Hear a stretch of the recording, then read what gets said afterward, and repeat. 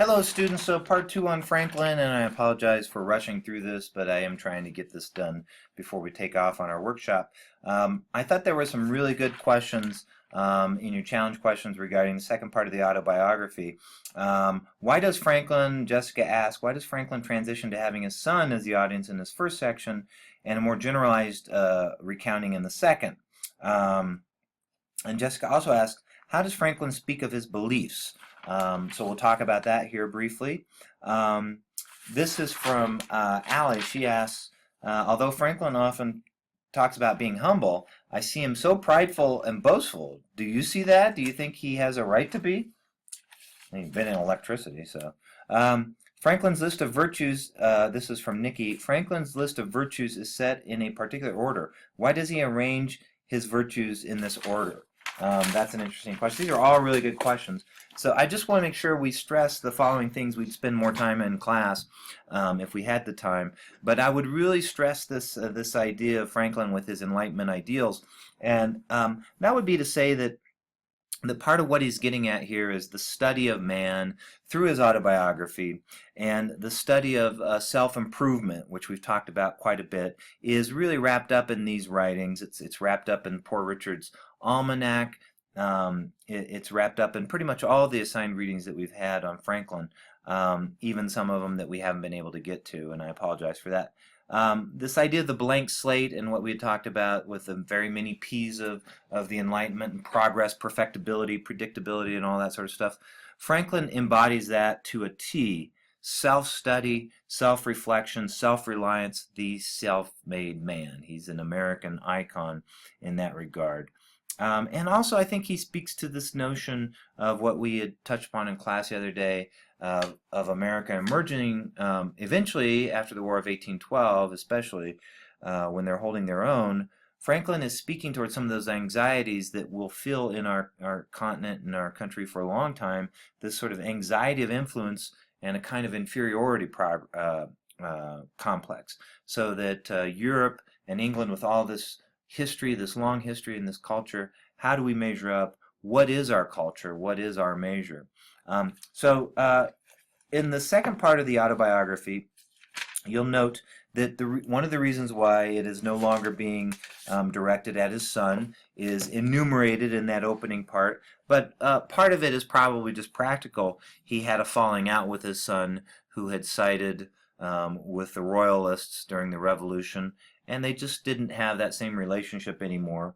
And here, but in order to provide the rhetorical context at the beginning of the autobiography, part two, which this time, instead of being composed in England, is composed in Paris, or I'm sorry, outside of Paris in France, you have this long two letters that Franklin, this maybe addresses the boastful or prideful argument that's kind of interesting. He includes these two letters at the preface because we go back all the way back to Bradstreet and to Taylor and to Rowlandson, where they all had to have this purpose and reason for writing. This is the Enlightenment, after all, and you don't just write for entertainment. You write to sort of edify or educate. And Franklin puts forth these two letters as the context and the reason to write in his kind of his prologue. And so he prints one letter from Mr. Abel James and another one from Benjamin Vaughan, these prominent people, and they just go on and on about, oh my God, we have got to have your words here. We have got to have these things recorded before you pass from us. We need to have your perspectives written down. I especially find the letter from Benjamin Vaughan to be full of this hyperbole about how amazing his story is. He says, you need to tell this story because it is a story of America. Your history is remarkable. It will more represent a table of the internal circumstances of your country. Speaking as an outsider, Vaughan is on page 527. All that has happened to you illustrates what he calls a rising people, and your life has been an experience where you have lived the art of virtue. Moreover, your story is one of self-education. This is all coming from Vaughan. Now, Franklin might want to say these things about himself, but he's trying to have someone else say it. But he does include it in the autobiography. So if somebody writes you a really glowing letter and you include it, there's a certain amount of pride that's going on in there, and I think he recognizes it. And he also says that your writing style, your apparatus is simple and the mark a true one. And while parents and young persons are left destitute of other just means of estimating and becoming prepared for a reasonable course in life, your discovery of that thing in many men's private power will be invaluable. He just goes on and on. It's for pages and pages. You want to just say, all right already, we get it. This man is amazing. So at the end of this letter, Vaughan says, I am earnestly desirous then, my dear sir, that you should let the world into the traits of your genuine character, as civil broils may otherwise tend to disguise or traduce it. Considering your great age, the caution of your character, and the particular style of thinking, it is not likely that anyone besides yourself can be sufficiently master of the facts of your life or the intentions of your mind. Besides all of this, the immense revolution of the present period will necessarily turn our attention towards the author of it. And when the virtues principles have been pretended in it, it will be highly important to show that which you have really influenced. So Franklin begins his continuation of the autobiography by addressing these issues of sort of education, his reading history, his reading life in America, how he worked so hard. He describes this early in his autobiography, part 2 here. His focus on study and frugality, and yet he says at the end of that passage, it's on page 532, he says, I from thence considered industry as a means of obtaining wealth and distinction, which encouraged me, though I did not think that I should ever literally stand before kings, which however has since happened, for I have stood before 5, and even had the honor of sitting down with one, the King of Denmark, to dinner. So here, from this very humble background, comes a man who literally sits amongst kings. And then he goes on to describe his viewpoint on life, which could be summed up in everything in moderation, right? And so here we have some discussion of his viewpoints on God. This is on page 533, 534. These are very good passages to focus in on for a sort of summary or an overview of kind of a deist perspective. He writes, I had been religiously educated as a Presbyterian, and though some of the dogmas of that persuasion, such as the eternal decrees of God, election, reprobation, etc., appeared to me unintelligible, others doubtful, and I early absented myself from the public assemblies of the sect, Sunday being my studying day, Church of the Mind, I never was without some religious principles. So he's not an atheist. I never doubted, for instance, the existence of a deity, that he made the world and governed it by his providence. This is complete deistic thought. And that the most acceptable service of God was the doing good to man, that our souls are immortal, and that all crime will be punished and virtue rewarded either here or hereafter. I like how he hedges his bets. Either here or hereafter. It's kind of a karma argument, right? Your bad qualities will be punished in some way. If you do bad things, you'll be punished. And then he goes throughout this section to describe how he doesn't like dogma, he doesn't like sort of religious, ecclesiastical sort of laws. These divide people, and he thinks that we should bring people together. Though I seldom attended any public worship, I had still an opinion of its propriety.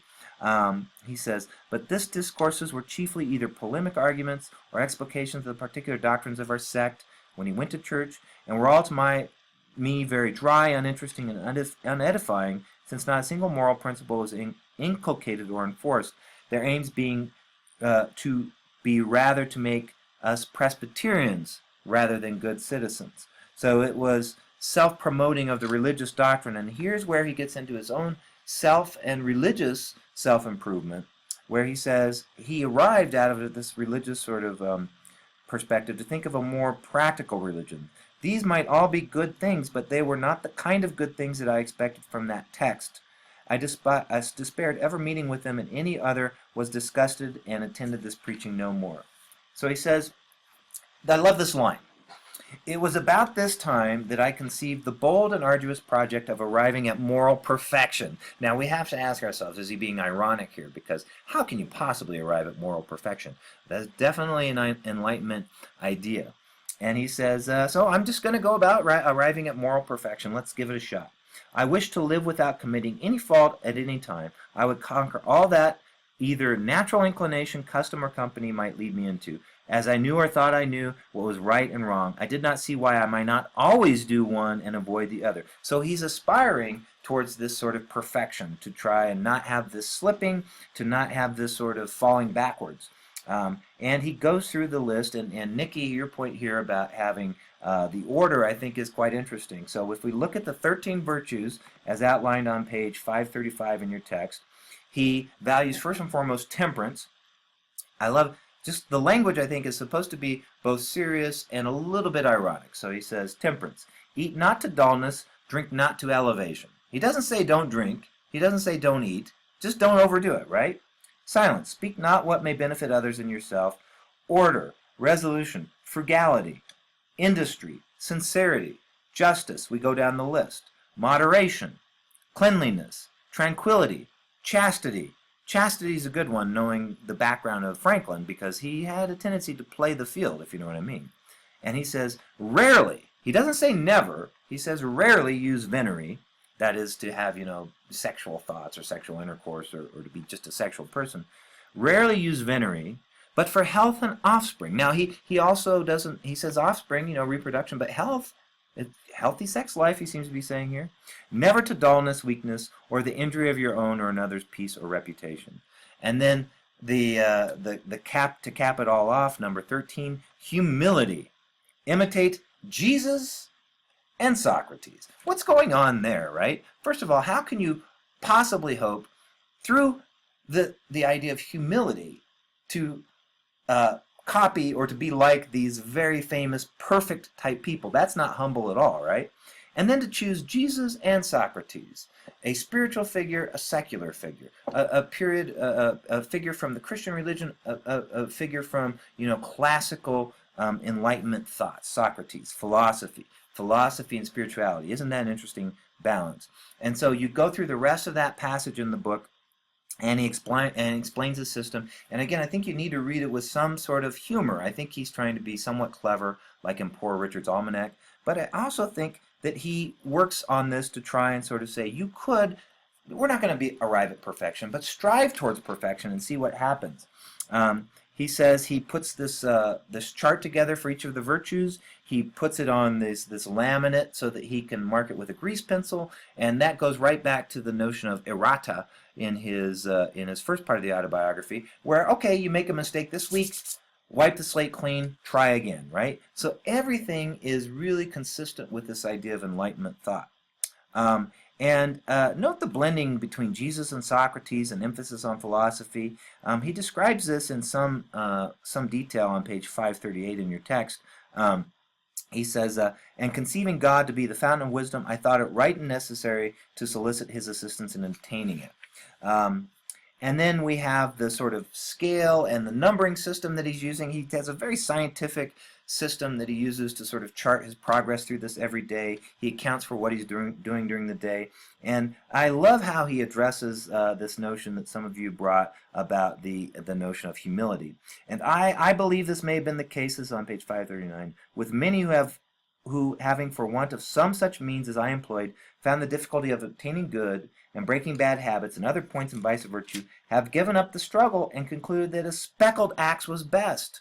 For something that pretended to be his reason was every now and then suggesting to me that such extreme nicety as I exacted on myself might be a kind of foppery or morals, which if I were known to make me ridiculous, that a perfect character might be attended with inconvenience of being envied and hated, and that benevolent man should allow a few faults of himself to keep his friends in countenance. So who would want to be perfect anyway? You're going to just make everybody upset with how perfect you're being and how you're lording it over them. That's kind of what he's saying there.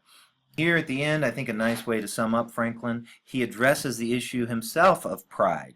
Here, so at the end he says, my list of virtues contained at first but 12, but I added this one about pride because people had told me that I was very boastful and rather insolent, and they gave me several instances of where I was always in the wrong, always insisted on being in the right. So he added humility to his list, and I love the way he ends this document by saying, in reality, there is perhaps no one of our natural passions so hard to subdue as pride. Disguise it, struggle with it, beat it down, stifle it, mortify it as much as one pleases, it still is alive, and will every now and then peep out and show itself. You will see it perhaps often in this history, for even if I could conceive that I had completely overcome it, I should probably be proud of my humility. How ironic is that, to be proud of your own humility? Franklin, great sort of thinker, great sort of documents here, interesting American icon.